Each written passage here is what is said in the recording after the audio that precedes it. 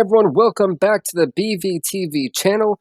And today's game that we're going to be talking about is Dead by Daylight, and the topic is actually going to be about the character stories once again. And we're going to be sticking with the survivor again, but next week we will have a killer. And today's survivor is Dwight Fairfield. Now, arguably one of the most weird and interesting characters that you get to encounter as soon as you buy this game because he's unlocked for free. Dwight has a very weird story. Like the whole thing with Dwight is just a very interesting conundrum of just question mark. But anyway, let's get into the story as being told to us by Dead by Daylight. So, Dwight was a geeky and scrawny throughout high school. He always wanted to be one of the cool kids, but somehow never had the charisma.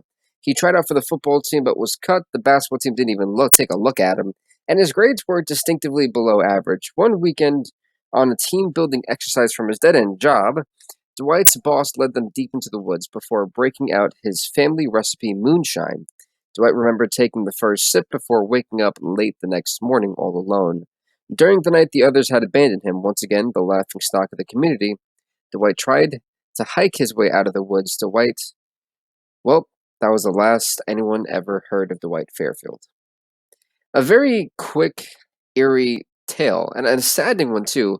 For someone, I can there's a couple aspects of this that I can not necessarily me, but I know of people that I know who can relate to this. And if for the story purposes, I already asked them if I could say these things, and basically I'm just gonna use a random name that doesn't actually apply to them, just to be discreet about it.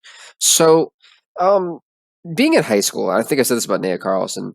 High school is such a very weird and odd time. Everyone's like growing up, and puberty's at its maximum. Peak performances, blah blah blah, all that great stuff.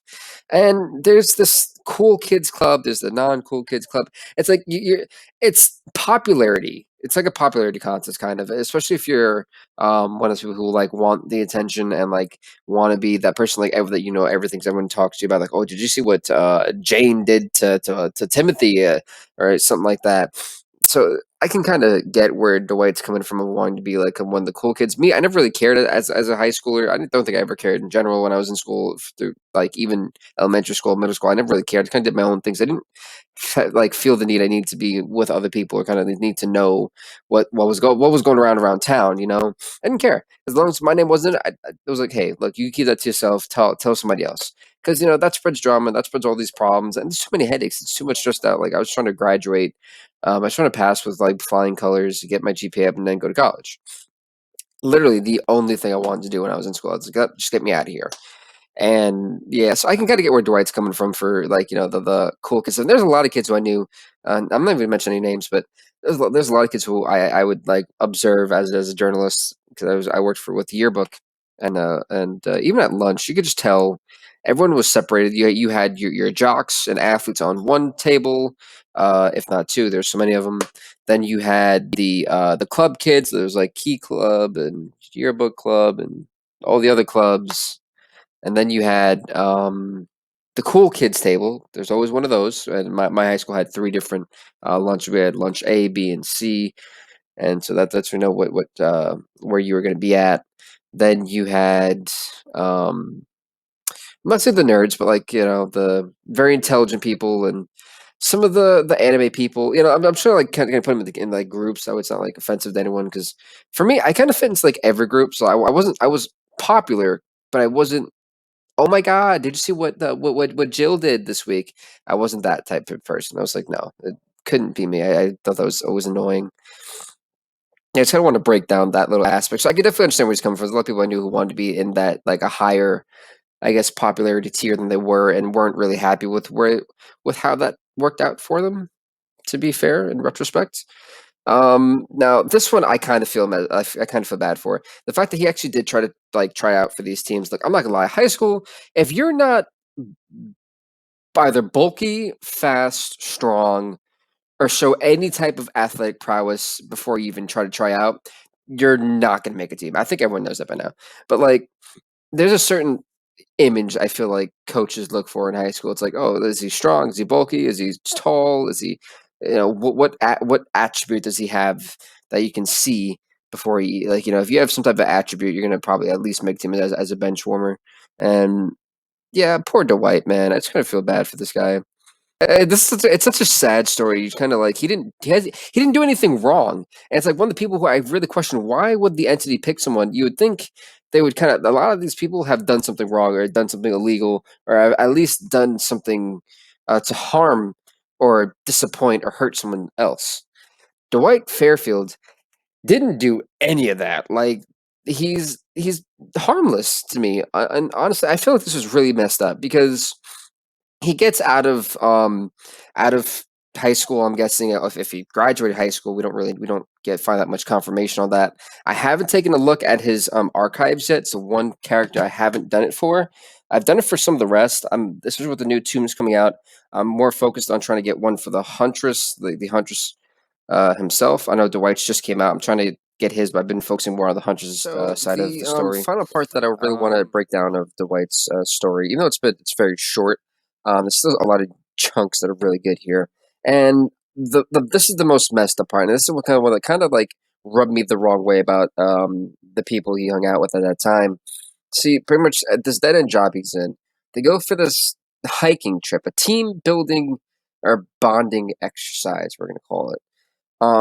And the boss leads him deep into the woods. So here's the first mistake. If you're going for a team bonding or building exercise, why are you taking a group of people in the middle of the woods? I don't even know if they even have hiking experience or camping or survival experience. As you can clearly tell, Dwight has none of those things. So this already should have been a red flag to begin with. But yeah, either way, I digress. So he goes deep into the woods with his coworkers and boss, and then the boss breaks out his family recipe moonshine. What in the world are you doing getting drunk? Drinking moonshine, though there's illegal in certain states, and to your coworkers, these are your employees. Why are you giving moonshine? Even if it's on the day out, that's still not okay. Don't do that, especially in the middle of the woods. I highly don't agree with this. Please, folks, don't do this in real life because you might end up like Dwight. This is not what we want to happen. All right. Then Dwight remembers taking the first sip, and then clearly Dwight was a lightweight. He took the first sip, passed out. And I had to actually I had to contact one of my friends who are of age for that as well, and we're like, yeah, that's what we call a lightweight. I'm like, all right, great, because I'm very against drinking and smoking. I find that's a cool thing. I've always been against it. Don't do it. I mean, it's just saves your liver, saves your lungs. Don't do it. Either of them. But yeah, it just yikes. And then the next morning he wakes up all alone. So not only did they abandon him, the others actually they did say that he was abandoned. So they left him, and now he's once again laughing. Except people just looking at him as a laughing. That means no one took him seriously. Everyone thought it was a joke. And to make matters worse, they left him in the middle of the woods with probably nothing, and all by himself. This is just horrible. It gets worse. You see, the story gets darker and darker. It just gets worse and more saddening, depressing, as we learn more about the situation. And then, as he tried to hike his way out of the woods, that was it. The fog probably surrounded him, and the entity captured him. And it's one of those really sad stories. It's like the guy who just wanted to fit in, and it's so true with reality too. Is that even as adults, I feel like a lot of people try to fit into some type of group, and just to feel like I guess one I wouldn't know the experience. Like I said, I've never really cared. I always make my own group. People want to come. Like I'm the person who's not antisocial, but is definitely social. But you have to come to me first. So like you've got to make the attempt to want to be my friend before I make them to be yours, type of thing. If not, I'm just gonna show. So this is one of those for Dwight. I mean, honestly, the kid can't catch a break.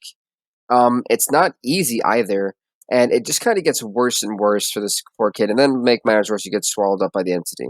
Well, I'm not gonna say swallowed up; it doesn't do that, but gets probably captured in the fog as a lot of the other people. And they're transported into the world we know and love playing, Dead by Daylight. Now, I'm really curious. I know I'm going off topic with Dwight, but what is the entity? And I'm gonna try to answer that for you guys Thursday. I'm gonna make a lore video on the entity because it's such a mystic being or thing.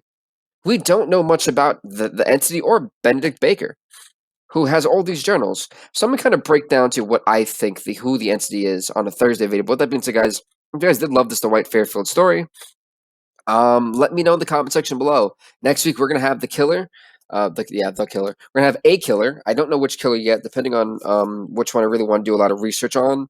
I was thinking about either the Doctor or the Huntress. I've found some info on the actual Doctor used to do that. Do what the Doctor did, but still trying to find out some good information. I know the Huntress, she's got her tune coming out, and I'm still trying to get pieces for that. So I might not do her just yet because they're literally having an archive of 4 different tiers coming out within the next 2 months. So I'm gonna halt my brakes on that. But with that being said, everybody, please do leave a like, leave a comment, subscribe to BVTV. We'll see you next time. Stay off the hook.